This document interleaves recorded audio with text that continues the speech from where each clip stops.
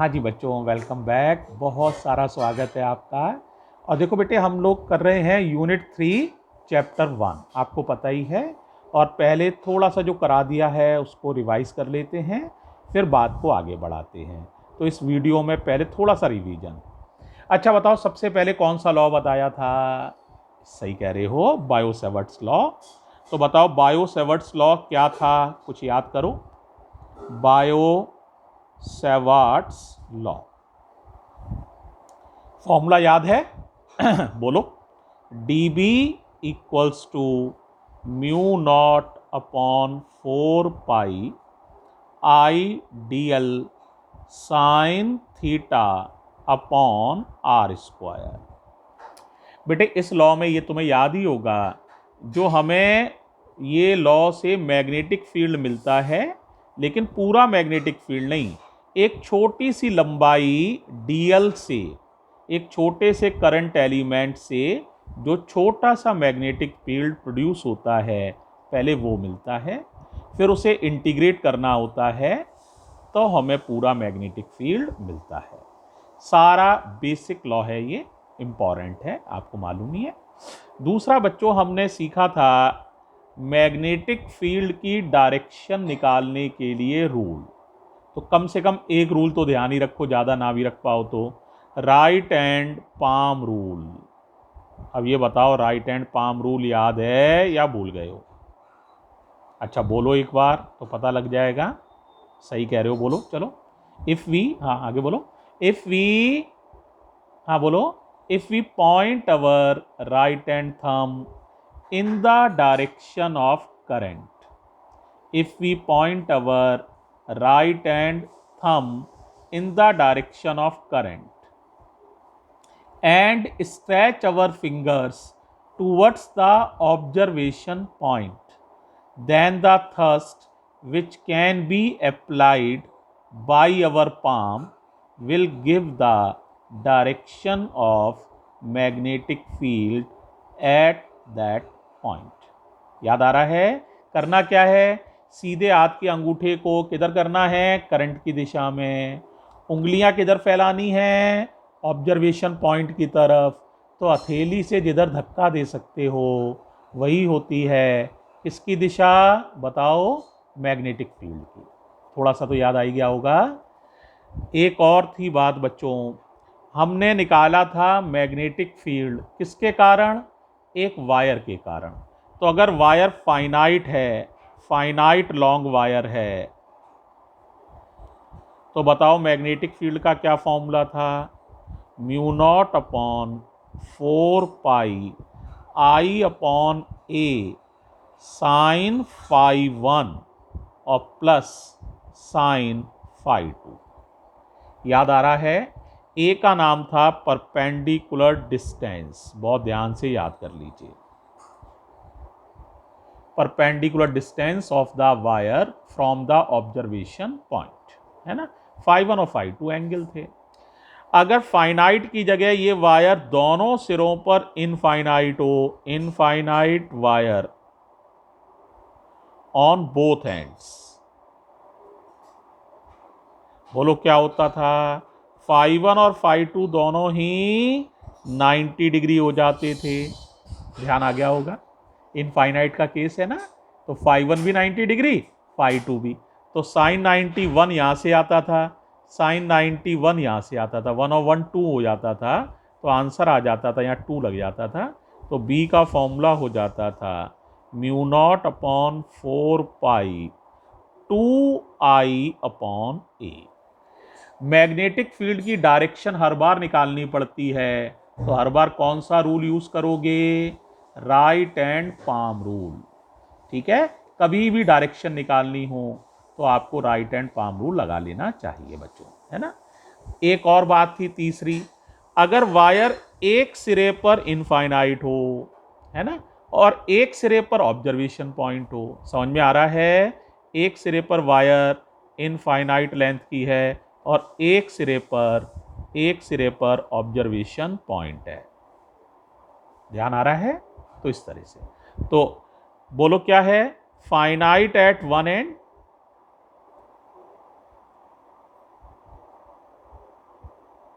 And observation point second end की है ही नहीं, सेकंड एंड की तरफ बस यही ऑब्जर्वेशन पॉइंट है ना। तो बताओ ऐसी स्थिति में क्या होता है, एक एंगल तो 0 डिग्री हो जाता है और एक एंगल 90 डिग्री हो जाता है।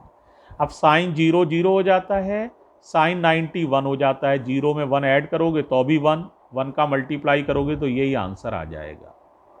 तो आंसर कितना आएगा, बी बराबर mu not upon 4 pi I upon ए। या ऐसे भी समझ सकते हो, देखो यहाँ 2 क्यों आया, दोनों सिरों पर इनफाइनाइट थी, यहाँ एक सिरे पर इनफाइनाइट है तो बस 2 से आधा आ जाएगा, यानी 1 आई अपॉन ए, है ना। आई अपॉन ए दोनों सिरों पर हो तो 2 आई अपॉन ए, ठीक है।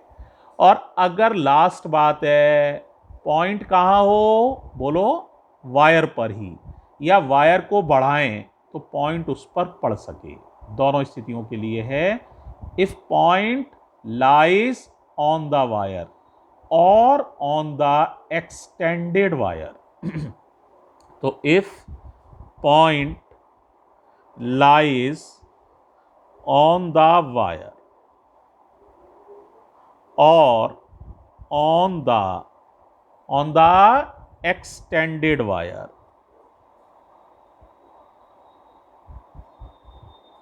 इन दोनों ही केस में मैग्नेटिक फील्ड उस पॉइंट पर कितना होता है, 0।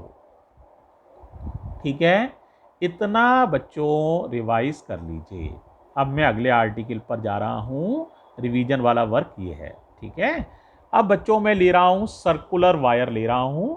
कैसी वायर ले रहे हैं, सर्कुलर, और उसके सेंटर पर सर्कुलर हमारे पास एक लूप है और उसके सेंटर पर मैग्नेटिक फील्ड निकाल रहे हैं। तो बताओ हेडिंग क्या हुआ, मैग्नेटिक फील्ड कहां पर, at the centre of circular current carrying conductor, current carrying conductor. पहले बताओ बात समझ आ गई है बेटे। देखो जैसे ये है हमारा एक सर्कुलर वायर और इसमें से करंट कितना बह रहा है, आई। कैसे बह रहा है, एंटी क्लॉकवाइज। पहले बताओ एंटी क्लॉकवाइज सब बच्चे समझते हैं, घड़ी से उल्टा। घड़ी में ऐसे चलती है घड़ी, है ना, या 12 होता है या 1 या 2, 12 से 1, 1 से 2 ऐसे, और हमारी करंट जा रही है इससे ठीक उल्टा। इसे कहते हैं एंटी क्लॉकवाइज, है ना। एंटी माने उल्टा, क्लॉक से उल्टा, एंटी क्लॉकवाइज। अब मान लो इसकी रेडियस जो है वो है आर। कितनी रेडियस है, आर। अब मुझे ये कहा जाता है कि इसके सेंटर पर पूरी वायर की वजह से मैग्नेटिक फील्ड निकालो, सेंटर पर कितना मैग्नेटिक फील्ड है। क्या करोगे, पहले एक छोटी सी लेंथ ले लोगे। ये छोटी सी लेंथ है बहुत छोटी, जिसका नाम क्या है, डीएल। क्या लंबाई है, डीएल। तो पहले डीएल के कारण मैग्नेटिक फील्ड लिखोगे, फिर इंटीग्रेट करोगे, ठीक है। और बताओ थीटा कितना है, ये डीएल है, ये आपका ऑब्जर्वेशन पॉइंट है, तो इन दोनों का एंगल आप देख सकते हैं कितना है, 90 डिग्री। तो थीटा है 90 डिग्री।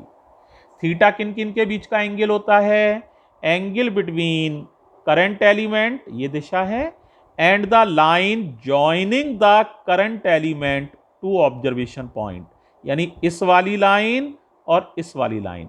तो ये टेंजेंट हो गई, ये रेडियस हो गई। तो रेडियस और टेंजेंट के बीच का एंगल 90 डिग्री। अब बायो-सेवर्ट लॉ से जरा लिखो, अकॉर्डिंग टू बायो-सेवर्ट्स लॉ क्या लिखो, मैग्नेटिक फील्ड कहां पर लिखो भाई, सेंटर पर। किसकी वजह से, डीएल के कारण। तो इस डीएल के कारण सेंटर पर पैदा होने वाला मैग्नेटिक फील्ड, फॉर्मूला बताओ, डीबी बराबर mu not upon 4 pi, I current I है, डीएल डीएल ई है, साइन थीटा साइन 90, थीटा की जगह 90, अपॉन डिस्टेंस का स्क्वायर, डिस्टेंस है आर तो आर स्क्वायर। अब चेक करो इसमें वेरिएबल कौन है। ये तो कांस्टेंट है, बहने वाली करंट फिक्स है, आर स्क्वायर फिक्स है, आर रेडियस है, वेरिएबल नहीं है। सर्किल की रेडियस कांस्टेंट होती है, तो यहाँ आर वेरिएबल नहीं है। सर्कल की रेडियस बेटे बदलती नहीं है। ठीक है, तो देखो सिर्फ डीएल वेरिएबल है, इधर इधर डीबी। जब दोनों तरफ एक एक वेरिएबल हो तो हम आसानी से इंटीग्रेट कर सकते हैं। तो बताओ जरा, इंटीग्रल करो। इंटीग्रल डीबी इक्वल्स टू, ये कांस्टेंट है बाहर आ जाएगा, म्यू नॉट अपॉन 4 पाई। आई भी कांस्टेंट है बाहर आ जाएगा। Radius of the circle fix value है, कांस्टेंट है बाहर आ जाएगा। इंटीग्रल हो जाएगा डीएल का। अब डीएल का इंटीग्रल क्या होता है? एल। एल माने ये सारी लंबाई, ये एल है, ये यानी कि सरकमफ्रेंस ऑफ द सर्किल, यानी कि 2 पाई आर। तो एल का मीनिंग है 2 पाई आर। डीबी का इंटीग्रल समझ ही रहे हो, बी हो जाएगा, तो बी हो जाएगा mu not upon 4 pi I upon R square into इसका इंटीग्रल किया 2 पाई आर। एक आर काट दो आसानी से। बेटे कई लोग ना 2 पाई और 4 पाई को भी काट देते हैं, गलत नहीं है, काट सकते हो, आपकी इच्छा है, लेकिन जनरली मैं इसको नहीं काट रहा हूं क्योंकि इसकी वैल्यू फिक्स है 10 की पावर -7। काट पीट दो तो वैल्यू रखने में न्यूमेरिकल में दिक्कत आती है। तो हम म्यू नॉट अपॉन 4 पाई को बिगाड़ नहीं रहे हैं, ऐसे ही लिखा रहने दे रहे हैं। कट रहा है फिर भी नहीं काट रहे हैं, ऐसे ही छोड़ दो। तो बी का फॉर्मूला हो जाएगा mu not upon 4 pi 2 pi I upon R. अब डायरेक्शन देखो, करंट किधर जा रही है? इधर। कहीं पर भी देख सकते हो, किसी भी जगह। ये नहीं कि यहां करंट का निशान लगाया तो सर मैं यहीं देख सकता हूं, यहां निशान लगा लो तो यहां देख सकते हो, यहां लगा लो, यहां, जहां तुम चाहो वहां निशान लगा लेना। अब मैं तुम्हें समझाने के लिए, जैसे यहां है तो मैं अंगूठा इधर कर दे रहा हूं, देखो करंट की दिशा में इधर करंट जा रही है इस पॉइंट पर। ऑब्जर्वेशन पॉइंट ओ है, उंगलियां ओ की तरफ है मेरी, अंगूठा देख ही रहे हो, है ना? अंगूठा इधर करंट की दिशा में है, देखो थोड़ा, और उंगलियां ओ की तरफ हैं, देखो ध्यान से। ओ से आगे निकल जाने से कोई अंतर नहीं है, ओ की तरफ तो है ना। तो बताओ धक्का किधर लगेगा? ऊपर की तरफ। किधर लगेगा? ऊपर की तरफ। इसका मतलब मैग्नेटिक फील्ड हो जाएगा ऊपर की तरफ। किधर? ऊपर की तरफ। तो ये ऊपर की तरफ का मतलब होता है डॉट का निशान, यानी ऊपर की तरफ। ठीक है, तो मैग्नेटिक फील्ड का फॉर्मूला हो गया, डायरेक्शन हो गई। इसी में कुछ पॉइंट और हैं जिनको मैं अगले वीडियो में कवर कर रहा हूं। थैंक यू बच्चों।